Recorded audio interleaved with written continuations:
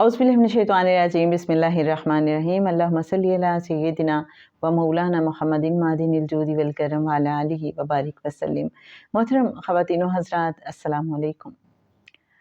आज जब मैं ऑफ़िस से आ रही थी तो मेरी फ्रेंड का फ़ोन आया, कहने लगी कि आप बताइए कि एलीट हैप्पीनेस क्या होती है। मैंने कहा ये एलीट हैप्पीनेस की टर्म आपने कहाँ से सुन ली।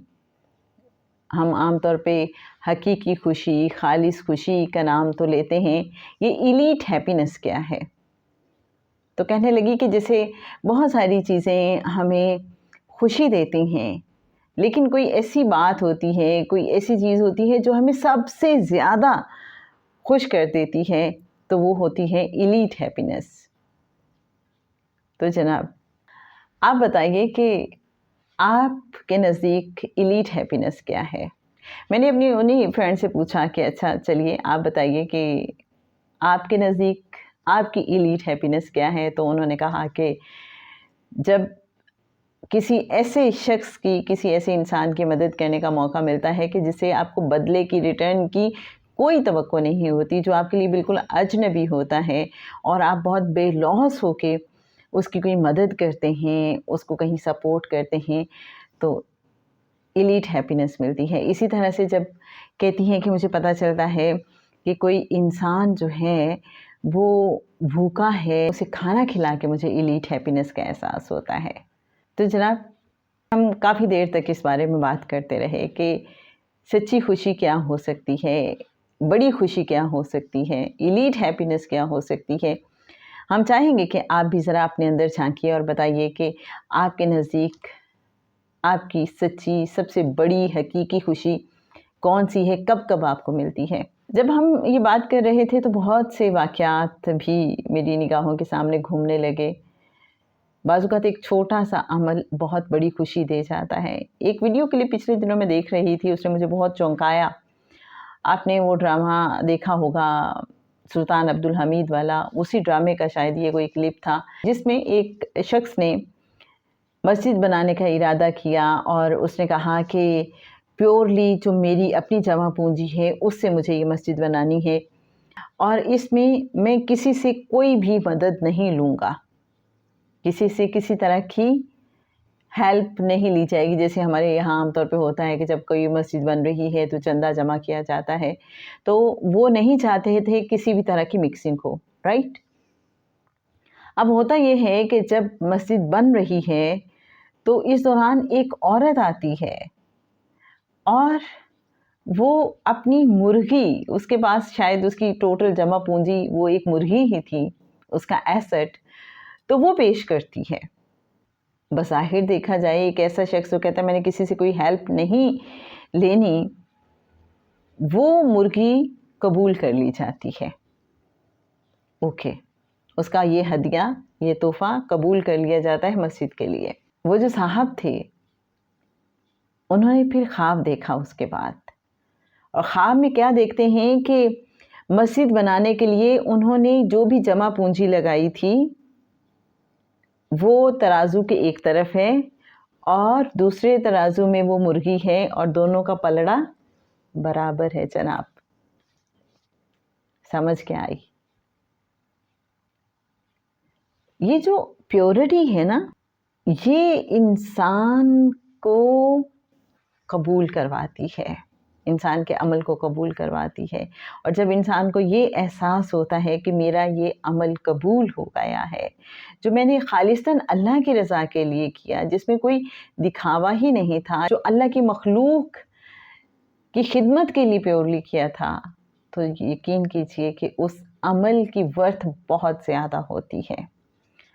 फिर बाज़ औक़ात जब हम किसी आवाज़ पे लब्बैक कहते हैं, किसी हुक्म की तामील करते हैं और किसी ऐसी शख्सियत के हुक्म की तामील करते हैं कि जो हमारे लिए हमारी अपनी जान से भी बढ़ के हैं, हमें दुनिया की हर चीज़ से ज़्यादा अजीज़ हैं।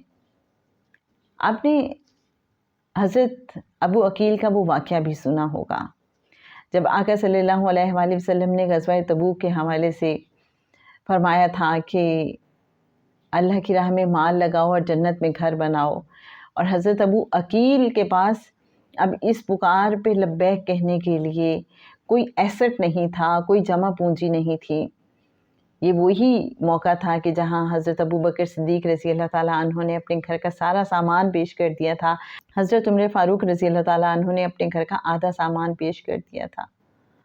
حضرت ابو عقیل سردیوں کی رات میں ساری رات ایک یہودی کے باغ میں کام کرتے رہے، اور صبح کے وقت جو انہیں تھوڑی سی کھجوریں معاوضے کے طور پہ ملیں وہ لے کے آ گئے ہیں مسجد نبوی میں، دبک کے پیچھے بیٹھے ہوئے ہیں، جیسے ایک بے مایا انسان سوچتا ہے اپنی طرف سے دل ہی دل میں کہ جہاں گھر کا پورا سامان پیش کر دیا گیا ہے اس کے سامنے میری ان چند کھجوروں کی کیا اہمیت ہے۔ اور آقا صلی اللہ علیہ وآلہ وسلم جو دلوں کا حال جانتے ہیں، جو سب سے بڑھ کے قدردان ہیں، وہ فرماتے ہیں ابو عقیل کی کھجوریں، یہ جو بڑا سا کھجوروں کا ڈھیر ہے اس کے اوپر ڈال دو، اور یہ کھجور جس کے پیٹ میں جائے گی وہ جہنم کی آگ سے آزاد ہوگا۔ ذرا سوچئے کہ اس وقت حضرت ابو عقیل کی خوشی کا سرشاری کا کیا عالم ہوگا۔ یہ کیا معاملہ ہے جناب؟ توفیق ہی کی بات ہے۔ جب ہم دوسروں کی کوئی مدد کر پاتے ہیں، دوسروں کے لیے کچھ سوچ پاتے ہیں، ہمارا اپنا تو کچھ ہے ہی نہیں، تو یہ اللہ کا فضل ہوتا ہے کہ وہ ہمیں توفیق عطا فرماتا ہے کہ ہم کسی کے لیے کچھ سوچیں۔ کسی کے لیے بہتر سوچنا اور بہتر کرنا خالصتاً اللہ کے کرم سے ہے، اس کا فضل ہے۔ خوشی، ایلیٹ خوشی، بعض اوقات ایک چھوٹا سا عمل بھی بہت بڑی خوشی دے جاتا ہے، اور بعض اوقات ایک بہت بڑا عمل بھی ہمیں کوئی خوشی نہیں دیتا۔ وجہ کیا ہے؟ دوسرے نے اس کو کیسا محسوس کیا۔ اب جیسے میری وہ فرینڈ بات کر رہی تھی کھانا کھلانے کے حوالے سے، تو میں سوچ رہی تھی کھانا کھلانا بھی دو طرح کا ہے۔ ایک ہے جو ہم اپنے دوستوں کو کھانا کھلاتے ہیں، یہ بھی بہت اچھی بات ہے، لیکن اگر آپ کو پتہ چل جائے آپ کھانا کھا رہے ہیں اور آپ کو پتہ چل جائے کہ یہ جو میرے سامنے، یہ میرے آس پاس کوئی انسان موجود ہے، اس کی سیلری اتنی کم ہے کہ یہ پراپر کھانا نہیں کھا سکتا، یہ لنچ کے لیے پیسے نہیں نکال سکتا، یہ گھر سے کھانا نہیں لا سکتا، اسے شام تک بس صبر کرنا ہے جب تک گھر میں کھانا نہیں بن جائے گا، دوپہر کا کھانا یہ مس کر دیتا ہے۔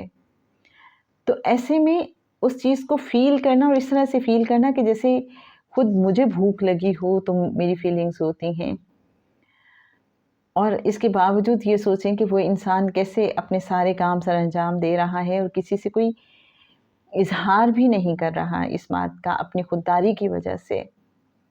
تو ایسے میں چپکے سے یہ کہہ کے اسے کھانا پیش کر دینا کہ آج تو کھانا گھر سے زیادہ آ گیا ہے، تو اگر آپ قبول فرما لیں تو یہ ضائع ہونے سے بچ جائے گا، مجھے بہت خوشی ہوگی۔ گویا اس انسان کو یہ احساس ہوگا کہ آپ کوئی اسپیشل اس کی فیور نہیں کر رہے، اس کے لیے اسپیشلی نہیں سوچ رہے۔ اس طرح کے چھوٹے چھوٹے جیسچر، بہت عرصے سے اس نے اپنی اس ضرورت کو روک کے رکھا ہوا ہے کیونکہ اس کے وسائل نہیں ہیں، ایسے میں کسی انڈائریکٹ وے میں اس کو وہ وسائل مہیا کر دینا، کیا یہ ہمیں ایلیٹ خوشی دیتا ہے؟ اور بدلے کی کوئی توقع نہ رکھنا۔ بعض اوقات یوں ہوتا ہے کہ آپ کسی دوسرے انسان کے ساتھ بیٹھے ہوئے ہیں اور کسی تیسرے انسان کی بات چل نکلتی ہے اور نیگیٹو وے میں اس کا تذکرہ ہو رہا ہے، آپ وہ جو غیر موجود شخص ہے اس کے بارے میں جانتے ہیں کہ نہیں وہ تو ایک اچھا انسان ہے، آپ اس کا امیج کلیئر کرنے کی کوشش کرتے ہیں، آپ بتاتے ہیں نہیں آپ کو کہیں غلط فہمی ہوئی ہے، وہ انسان تو بہت اچھا ہے۔ کیا آپ کو پھر ایسا کر کے سچی خوشی ملتی ہے؟ آپ آزما کے دیکھیے گا، جب ہمارے سامنے کسی اچھے انسان کا برے الفاظ میں تذکرہ ہو رہا ہو اور ہمیں پتہ بھی ہو وہ اچھا انسان ہے اور ہم اس کے باوجود خاموش رہیں، تو بعد میں آپ کو محسوس ہوگا کہ بہت دل تنگ پڑنے لگتا ہے، خود پہ غصہ آنے لگتا ہے کہ میں خاموش کیوں رہا، مجھے بات کرنی چاہیے تھی اصل بات۔ اور پھر ہم اس انسان کو بتائیں بھی نہ، वो जो तीसरा इंसान था, गैर मौजूद शख्स, कभी उसे ना जताएं कि लो जी मैंने तो तुम्हारे साथ ये नेकी की। जैसे एक खातून ने मुझे बताया कि वो एक सोसाइटी में रहती हैं और वहाँ पे कन्वेंस का अक्सर इशू होता है, लोगों को गेट तक पैदल जाना पड़ता है और उसके बाद वहाँ से उन्हें कोई कन्वेंस मिलती है। तो वो कहती हैं अक्सर अगर मैं गुज़र रही हूँ गाड़ी में तो मुझे जो भी मेड कोई नज़र आती है या कोई भी खातून नज़र आए तो मैं कोशिश करती हूँ कि उनको गाड़ी में बिठा लूँ और गेट तक ड्रॉप कर दूँ। और यही होता है कि जी मैं उसी साइड पे जा रही हूँ, आप चाहें तो मैं आपको ड्रॉप कर देती हूँ। उन्हें ये भी नहीं महसूस होता कि ख़ास तौर पे उनके लिए ज़हमत की गई है और उनको आसानी भी मिल जाती है। छोटे छोटे अमल बाज़ वक़्त बड़ी बड़ी खुशियाँ दे जाते हैं। एक इंसान अपनी ईगो की वजह से आपसे बात नहीं करना चाहता, सलाम में पहल नहीं करना चाहता, आप उससे बात कर लीजिए, सलाम कीजिए, हाल चाल पूछिए, अच्छे अंदाज में बात कीजिए, यूँ कि जैसे मुझे तो पता ही नहीं कि आप अवॉइड कर रहे हैं। आपको सच्ची खुशी मिलेगी। जहाँ हम अपना आप कहीं मन मार के दूसरों को खुशी देते हैं, वो खुशी बहुत बड़ी खुशी होती है।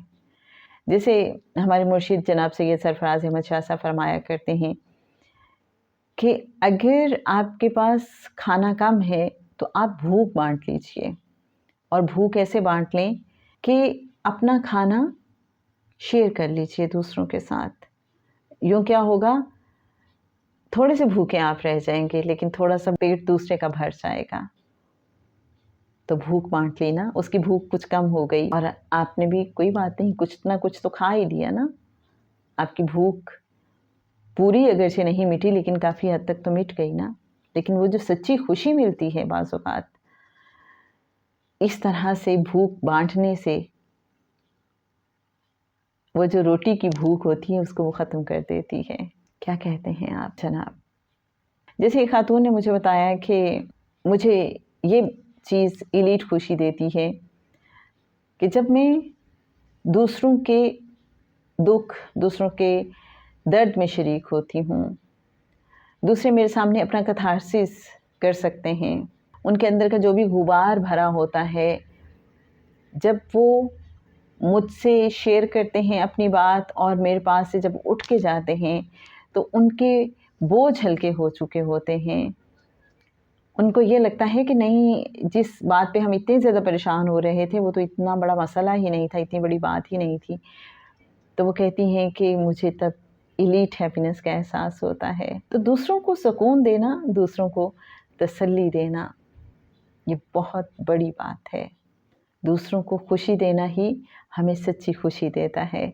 कभी जब हम रेडियो पे प्रोग्राम किया करते थे तो अक्सर एक स्लोगन हम बोला करते थे, खुशी और मसरत ऐसे इतर हैं जिन्हें जितना ज़्यादा दूसरों पर छिड़का जाए उतनी ही ज़्यादा खुशबू आपके अपने अंदर आती है। आप इस बारे में क्या कहते हैं जनाब? खैर, बात शुरू हुई थी कि मेरी फ्रेंड ने मुझे कॉल की जब मैं ऑफ़िस से आ रही थी, तो ये सारी डिस्कशन हुई और जब मैं घर पहुंची तो मैंने सोचा कि क्यों ना कुरान पाक में से कुछ आयात देखी जाएं, क्योंकि अब जब से कुरान पाक से कुछ ना कुछ हम वाबस्ता हुए हैं तो दिल चाहता है कि हर चीज़ को कहीं कुरान पाक से लिंक करके देखा जाए। तो मैंने कुछ आयात फिर देखी कि मुराद क्या है, ये खुशी होती कैसी है। और बहुत इंटरेस्टिंग बात आपको बताऊं, खुशी की मुझे इतनी इकसाम मिल गई, मुझे पहले पता ही नहीं था कि कुरान पाक में हर तरह की खुशी के लिए मुख्तलिफ अल्फाज इस्तेमाल किए गए हैं। कुरान पाक में किस किस तरह की खुशी का जिक्र हुआ है उसकी सिर्फ एक झलक, ऑब्वियसली कुरान पाक में तो बहुत ज़्यादा इस हवाले से जिक्र है। आपने सूरह अर-राद की आयत नंबर 28 का तर्जुमा तो अक्सर सुना होगा कि बेशक अल्लाह के ज़िक्र से ही दिल इत्मीनान पाते हैं। ज़िंदगी में कुछ खुशियाँ ऐसी भी होती हैं कि जिनके पीछे हम भागते हैं, हमें लगता है ये चीज़ हमें खुश कर रही है, लेकिन वो पॉजिटिव नहीं होती, वो अल्लाह को राज़ी करने वाली नहीं होती, उनमें कुछ नेगेटिविटी होती है, वो झाग की तरह की खुशियाँ होती हैं। अब आप सोचेंगे वो कैसे? जैसे आप देखें कि बहुत सी चीज़ें ऐसी हैं, जैसे गॉसिपिंग ही ले लें, हम कर रहे होते हैं और हमें लग रहा होता है हमें उससे खुशी मिल रही है, लेकिन हम क्या कर रहे होते हैं? नेगेटिविटी फैला रहे होते हैं। तो ये कैसी खुशी है? जो एक नेगेटिविटी کو پروموٹ کر رہی ہے اور ہمارے اندر بھی، ہمارے دل میں بھی کوئی دھبے اور داغ لگا رہی ہے، تو یہ اصل خوشی تو نہ ہوئی نا، یہ تو دھوکہ ہے، یہ تو فریب ہے۔ اصل میں تو سورہ الرعد کی آیت 28 یہ بتاتی ہے کہ اللہ کے ذکر سے دلوں کو اطمینان ملتا ہے۔ اور اللہ کا ذکر کیا ہے کہ ہم زندگی میں جو بھی کام کر رہے ہیں، ہم جو بھی لمحہ گزار رہے ہیں، ہمارا ہر عمل، ہماری ہر حرکت، ہماری ہر سوچ اللہ سے جڑی ہوئی ہو، اللہ ہمارے ذہن میں ہو اور ہمارے ہر عمل سے ریفلیکٹ ہو کہ ہم اللہ کے ساتھ کنیکشن میں ہیں، یہ ہے، اور پھر ہی انسان کو سکون ملتا ہے۔ تو جب بھی ہم کوئی بھی کام اللہ سے جڑ کے کریں گے، اللہ کی خاطر کریں گے، اللہ کی رضا کے لیے کریں گے، تو ہی ہمیں سچی خوشی ملے گی۔ کیا خیال ہے آپ کا؟ اسی طرح سے رضی کا ورڈ ہے قرآن پاک میں، سورہ التوبہ کی آیت نمبر 72 کا ترجمہ ہے، اور اللہ کی رضا سب سے بڑی نعمت ہے۔ وَرِضْوَانًا مِّنَ اللَّهِ اکبر، یہ آیت ہے کہ جو اللہ کی رضا ہے وہ سب سے بڑی نعمت ہے۔ تو ہر وہ چیز جو ہمیں اللہ کی رضا کی طرف لے کے جاتی ہے وہ ہمارے لیے بہت بڑی بلیسنگ ہے۔ اللہ کی رضا میں ہی ہماری ایلیٹ ہیپینس کا راز پوشیدہ ہے۔ اسی طرح سے فرحت کا لفظ آپ نے سنا ہوگا، فرحاں و شادہ کا لفظ آپ نے سنا ہوگا۔ یہ کس طرح کی خوشی ہوتی ہے؟